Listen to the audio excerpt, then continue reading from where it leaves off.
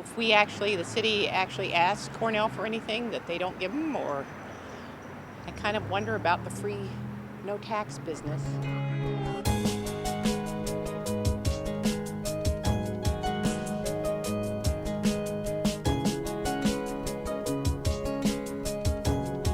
Even though most of the kids probably stay, up near the hill, it still brings something to Ithaca. It brings people to Ithaca. Yeah, I don't know what the city of Ithaca necessarily gives to Cornell other than an excuse for people to come to Ithaca.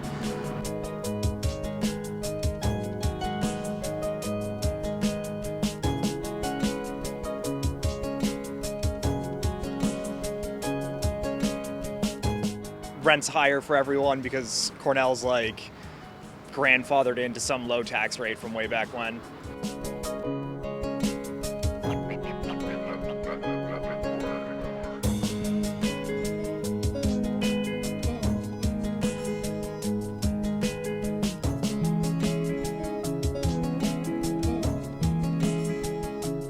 Cornell has a lot more money than the city does. I shouldn't say this, I'm a former Cornell employee, but it would be nice, I think, to see more coming from Cornell to the city.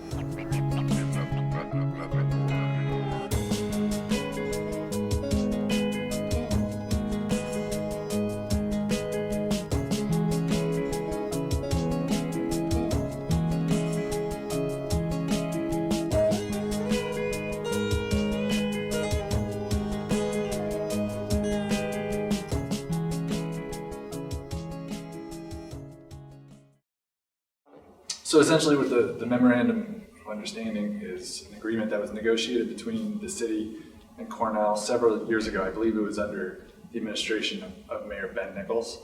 Essentially saying that the Cornell will voluntarily give the city a contribution of money every year. So that contribution currently is a little over $1 million. Tompkins County's government and the Tompkins County community has a complicated and very important relationship with Cornell University. As county government, we work with them on a range of issues: economic development, employment, housing, especially transportation. They are part of the partnership that runs our public transportation system. It's a three-way partnership with the city and the county and Cornell called TCAT, Tompkins Consolidated Area Transit.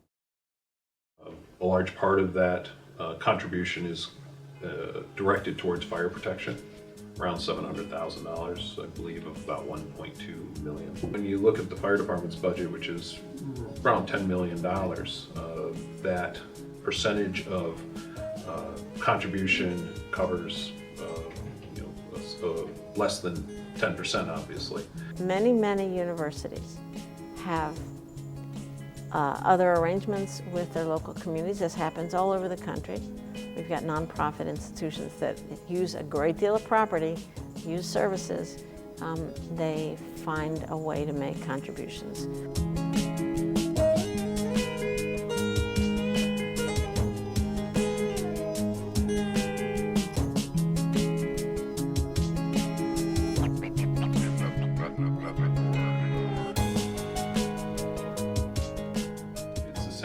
As far as employment, if you look at where people live, and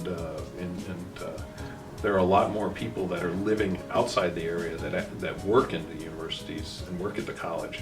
They're not necessarily staying, not everybody who works at Cornell lives in the city limits. Not everybody that works at Ithaca College lives in the town limits. They live outside the area. So those people's salaries actually leave with them, go out to those outside areas. My name is Andrei Daescu. I'm from Bucharest, Romania, and I am the assistant coach for the men's tennis team here at Cornell. I moved to Ithaca in August of 2013. That's when I started working with a tennis team here. I lived next to the Trip Hammer Mall for a year, and then I moved in August of 2014. I moved to Brooktondale, which is about 15 minutes from Ithaca. I'm paying exactly the same amount of money that I used to pay last year, and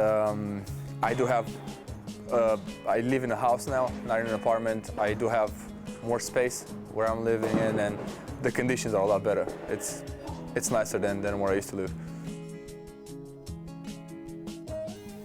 Well, I mean, obviously I prefer to pay less taxes. So that was a positive feature about living outside of Ithaca City.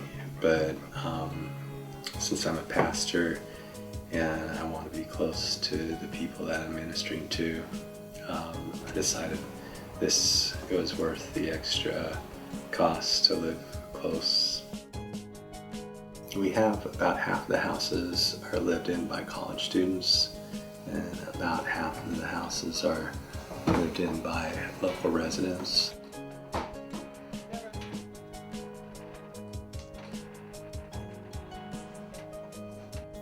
Yeah, the students probably aren't paying very much in taxes, so that puts a bigger burden on us local residents. Yeah, I mean, obviously, I'd rather spend my money on other things besides taxes, but I guess God has blessed our family financially, so we're doing okay.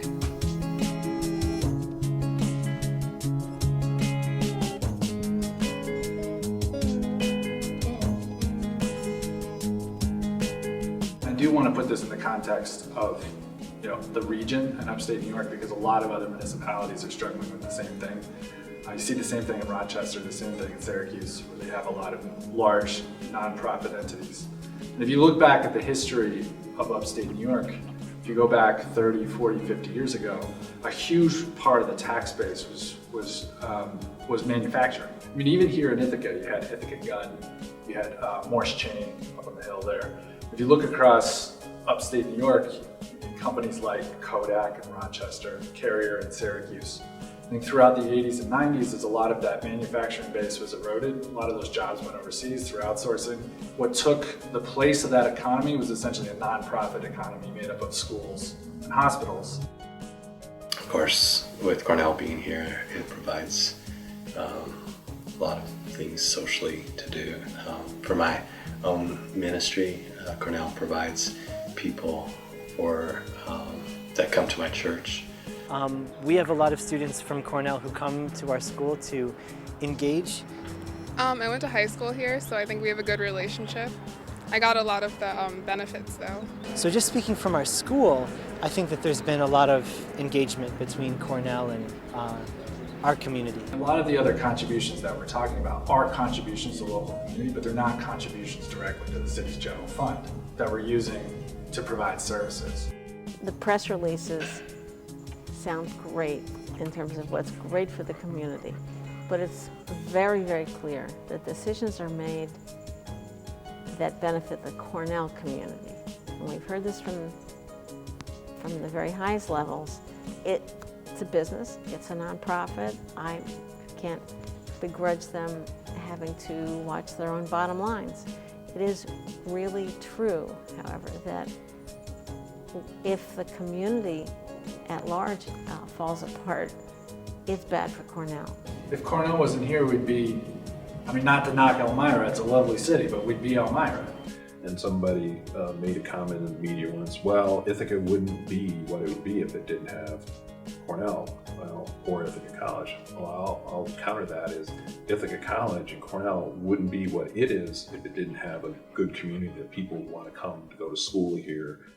We're lucky to have Cornell, but I'd also say that Cornell's lucky to have the city. Tompkins County area is a great place to live because of the arts and the culture that are here, because of the natural environment, because of the quality of life that includes human services, includes availability of housing, public transit, and all those things. The fact that Tompkins County is a great place to live makes it easier for them to bring people here to work and go to school and to stay. So it is a truly symbiotic relationship. What's good for the community is good for Cornell, and we like to remind them of that when we can.